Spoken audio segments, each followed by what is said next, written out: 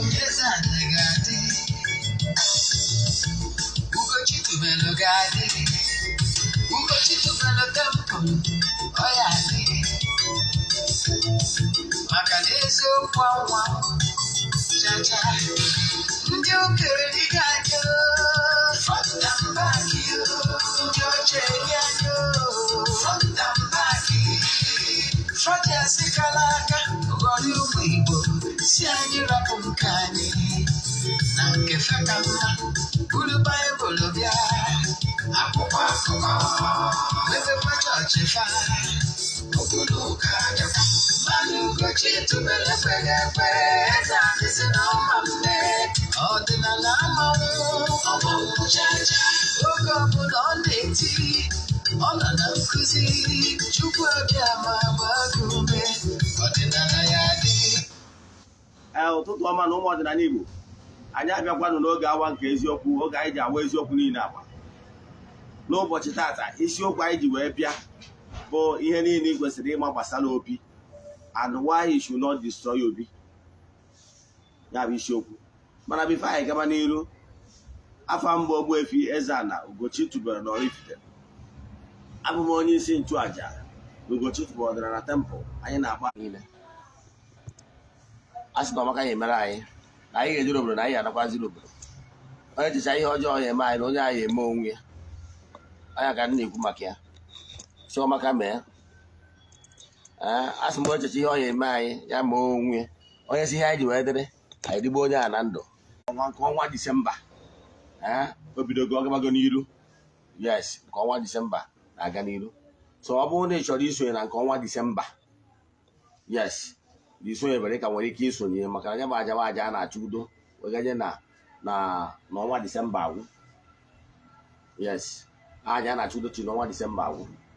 So ndị niile eji m n'aka na ndị niile sonyere anyị na-aja nke ọnwa Nọvemba enwetachaghị ihe onyonyo nchịkọta ya. Nke ọnwa Nọvemba bụrụ nnukwute iche maka ndị na-esonyere anyị ha amago ka esi eme, mana maka gị bụ onye ọfụ iche isonye na anya m aja mbụ niile aja ịpụta ihe ị ga-eme bụ ịchacha m na WhatsApp ịfọwọdụ ya 3 prayer request. Anyị debe na ọta na-achụ aja na-ekwubi okwu n'isi gị ụbọchị ọbụla.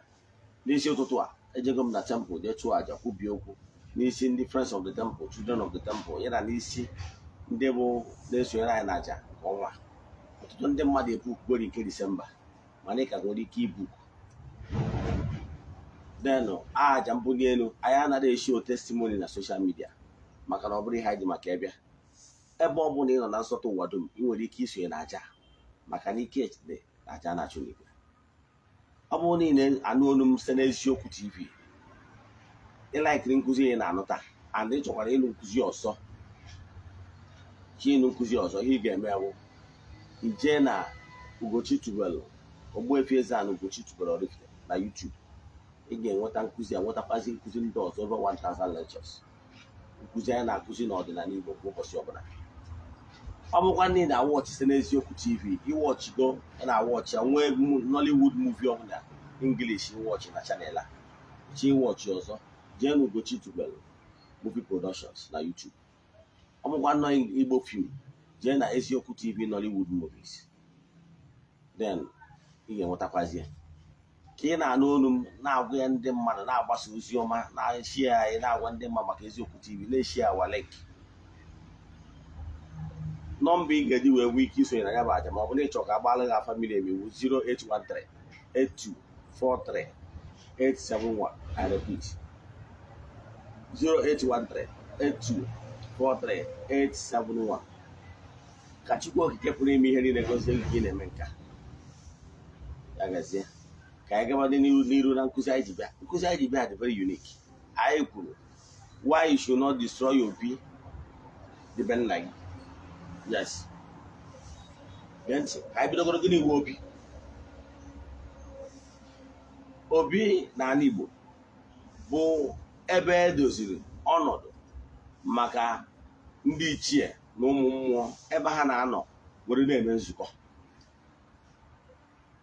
na-atụ alo, na-akpa maka ọdịmma agbụrụ ha, the children of that family, na etu ihe ga-esidere ha mma. Obi na-abụ ebe ezumike ma ụmụ mmadụ ma ụmụ mmụọ. ọnya kpatalụ na mgbe gboo mgbe ezi dị n'ụkwụ ụkwa mgbe ekperima ejuru ebe niile mgbe gburugburu obi a na-alụ obi ọ dị n'ilo fesi ama ihe eji arụ ya a na-arụ ya etu a ọ bụgoro na ị na-aga ije na ụmụnne marọ I can tell you nobody will stop you. Obi iwu ebe mgbaba dị ole nte na ọbụla as long as ijere ebe anwa na-eme mpụ na ọtụnọ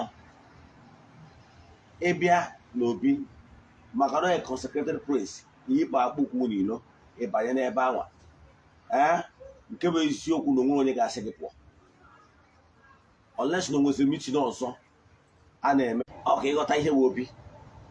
Yes, etu anwa o si abụ mmadụ gagide ije ọ kwụsị zuo ike etu a ka ụmụ mmụọ sikwa aga maka na agwara m gị na whatever that is happening in this world of God's matter n'ọkwa etu a ka o si eme na because na n'ọdịnala Igbo na fọmatị ya adịrọ ka etu esi wee tọ nta na ọdịnala Igbo agwa gị na onwere onye bụ onye isi n'ọdịnala Igbo.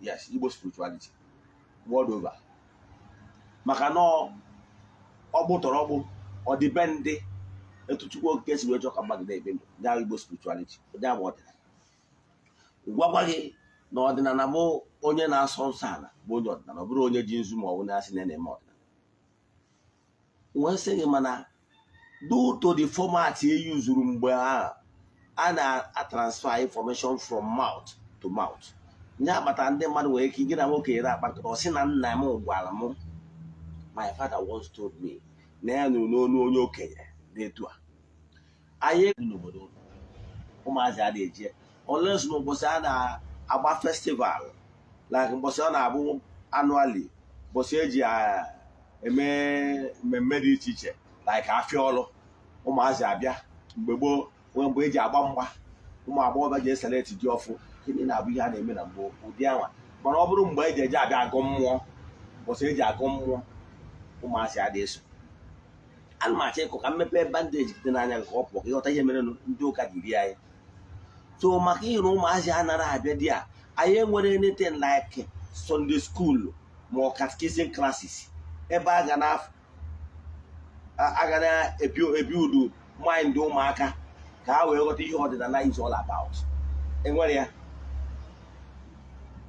then ọnya kpatara ndị ụka ọbịa ji wee bịa ha bịara na 18th century 1865 ha bụ ụzọ wee bịa ndị Portuguese they came to an Igbo and they fell woefully. The Portuguese go and verify ha wee felụọ ha wee chigha azụ na drawing board wee gwụta mụọ ndị Britain ndị British. Yes, ọnya batara ndị RCM Roman Catholic Mission pụtara onye a na-akpọ Shanahan ọnọdụkwa na Nigeria megide eme bishọp gara anụ maka bishọp Shanahan na Home Print Ọnịcha kwa eziokwu ọ bịara ebe a asị Reverend Father maka ọrụ ọ na-alụzi na convert ndị mmadụ eme bishọp ebe a ka ọ na-bụ bishọp then ndị CMS Church Missionary Society ọha bụ Anglican ya na-anụ wee draftụọ nwa Afrịka a na-akpọ Samuel Ajay Crowther agbaburu n'oru ya na ndị anyarị ndị UK ha wee were bịa ha wee chenji format ịma format echenjiri bụ catch them young maka na ndị nke Irish bụ ndị nke Portuguese bụ ụzọ bịa na 1865 then ndị nke a bụ ụzọ wee bịa jere agwa na obi na-agwa ndị mmadụ ha wee na ndị British a wee bịazie with different format ife ha meziri ebu instead of ije tọwa ndị nna anyị ha ma na ha ma tọwa ụka na ndị nna nna anyị ha maara ihe ọdịnala is all about ha bido n'ụmụazị ịghọtara ya achọrọ ka ịghọta ebe mmiri si wee ebe na opi ụgbọ arụke n'ime school curriculum. My brother, CRK has nothing to do with development. Ihe ahụ ka anyị wee si n'ụzọ na-etu a obere a anyị jụrụ ajụ mgbo anyị na-ata ya kpata na Chinese na-edevelop na world over technology wise has nothing to do with CRK. So ka ịfụ na ọ bụrụ CRK na-edozi obodo ịghọtara ya ma Chinese ma Indians ma South Koreans they don't read CRK they don't study it in their school, they are doing fine. So when I hear it in a school curriculum, I can we make it we buy you. Maria was trying to call again now. The system I had. So have you take advantage of gap. Na adịghị akụziri ụmụazị nwere ike Chijioke nwa bịa wetara m ọkụkọ ka anyị jee maa agwụ jee gbuoro ana agwụ be nna ya. Chijioke na-eweta ọkụ mana ọ ghọtachọrọ nkụzi gbasara ihe ọ na-eme ọfụma. So o jezie n'ụlọ akwụkwọ onye nkụzi ụka si ya nna ya kpọọ ya weta ọkụkọ onye akpatara na modern religion now. Thanks to I'm proud to be a member of African traditional religion, otherwise known as Ghanaian religion. In Ghanaian religion, Ghanaian religion was founded by the elders of all the days, including M.I. Oparaha, B.C. Wuna, Dr. Nagazikiwe, Ije na Akwụkwọ Nkomi, and him Busai, Ifuna, Dani need the child part of it. Then Makanda Marono Maka ahead. Or ihe melụ na 12-12 mgbe e gburu ndị jere iru bọọlụ n'Enugu ma ka ha were iwe wee si ebe ọ bụ na ndị niile a egburu dọnwere mmenye ya selection na 12-12 ha wee do aka si wee hibe Ghanaian religion. Mana ihe na-achịkọwara gị ụfọdụ ndị mmadụ na-asị na ọdịnala enwere ụka nwaanyị eji wee na-eme ya. No, we want to see everything ihe dị constant n'ụwa bụ change. So ọdịnala bụ na anyị na-eme ka e wee nwee ike sikwa na the same format ya nwa ndị ụka si wee rie ndị be anyị the same format ha ka use. Because if you want to beat somebody, use all the same method onye a na-use. In my email, onye matara Ghanaian religion today were children classes na their various stations. I happen to be the chairman of Oraifite station. Mana ana m achọ ịgwa gị na ije ọ bụla ị nọ pụtara Aba jebe na Wohil Aba ha nwere ebe ahụ. Yes. Ọ bụkwa ndị nọ Lagos ma maza ma orile ha adịsịa ka ụdị n'obodo ndị ọzọ gasị na Anambra steeti ọ dị. So ihe a na-eme bụ na e nwere children class ebe a ga-anọ na-akụziri nwatakịrị ihe bụ ịga ọfọ, ihe bụ nzu, ihe bụ edo. Ihe eji eme ihe bụ ka nwatakịrị bido na childhood wee mara na ihe ndị a bụrụ ikpere arụ, so that tomorrow mmadụ bịa ịbịa sa ya isi ọsị no ọ kụwaala gị ihe a na-akụwara gị taa. Nwatakịrị Ghanaian religion ga-akụwakwara gị ọfụma, ịghọtara ya? Because catch them young. No, youngness I can't do senior. We're in the by. Man, knowing fully well. No more go get no mass. I was Brusian Panama. Bah, I was in Panama on than American Anna. So all that system I use. So when somebody like my late father became the head of the family, near about Tiba Brony Chiroso. But my father became the head of the family. We're all for yeah, so I'm gonna on do Kasoria. My father gave her a boss and that sis then on the Jeroka. The Rauka upon Doka bar. So you got to do this so systematically. So I use the same children class how they use where not Kawala, them mother and them mother we can mala. You just know to be able to school. You know, in the end, you digress a little. He will go time. Can turn them man that to buy the email. Ghanaian religion. No. The only thing Ghanaian religion kota na Chukwu kepụrụ eme ihe niile mana ya nara ayọ site n'aha Jizọs also have the problem. Yes. So nke a ga mana ihe njikọwara maka obi iwu ebe ezumezu ụmụ mmụọ na anọkpa alụ gbasara ezinụlọ na ọdịmma agbụrụ ha their descendants. Ịghọtara ya? So ka ịghọta na obi be nna gị abụrụ onye nwa dị responsible for whatever predicament ya passing through. So onye ọbụla bụ onye eriri eri bịa sị gị ji ga-ekutu obi nwee mbe nna gị n'ọnya nwa mere ihe na-aga n'ihu ọ ga-asị ka ọ bụ no na be anyị na village anyị also my obi will be that stand till now. Yes, when I consecrated that obi all something a na-eme inoku o nwere ihe nzo dị ya mana o nwere okwu a na-ekwubi but a na-eme consecration like obi a bụ obi ezumezu nkwere ndị ichie nkwa na ọ bụrụ na ha meere m 1 or 2 na mma ebiwo obi awa which ha mere wee gbuo onye obi after ka lụchara ụlọ. Now onwe nwa m ọbụla ma descendant nwere ike ịbịazi na many years ago whether gone mmanya gbugodo onye anwa oje ebe anwa jesi ka oje kpasa ndị ichie adị homeless ma na onye ahụ akwasago onwe because one the prayer I put about was our consecrated, I will welcome more hand here, as long as you welcome them. Hagan on his own, and I roll on my teacher. Your more was there but the Juna Ganaba. But I'm more with a what to be. Hang they had the homeless. Or guy, you will be homeless. Goes over now. A better older that is will be about. I very hot. Goes over now. You cannot destroy what you cannot create. In creation, you are forbidden. Chukwu did not permit any human being to destroy whatever you cannot create. So that Obi is an altar built and was consecrated. So in what he came knock at the day maybe here abroad over. Makaya will be open. Son of Bando, Lichia. Can one ever would did you will hear to I had your quote to the can send him or a malaga. Did you and now whatever? Now we had an act of covenant, Bando. Or about uncle. He came to had a well band of Matuga Handa. Again, and then you have to see them the Ten Commandments. We what? They refused. When they were keeping that law, that act of covenant was very active, protecting them and helping them. You can't go out there, but when they deviate from that, keeping their own part of the bargain, the agreement, they were defeated. Media Hana, however, now where were the Persia were dominated by Hanina. He did. Israel got no good enough to go wow. Macanagene, now never Nazo, Hanu Ishmael Nazan, and put it to didn't win Ishmael. Ishmael won the Persian Empire, more currently known as Iraq and Iran. Or how able from Israel in the Baba Hainu by during the time of Persian Empire.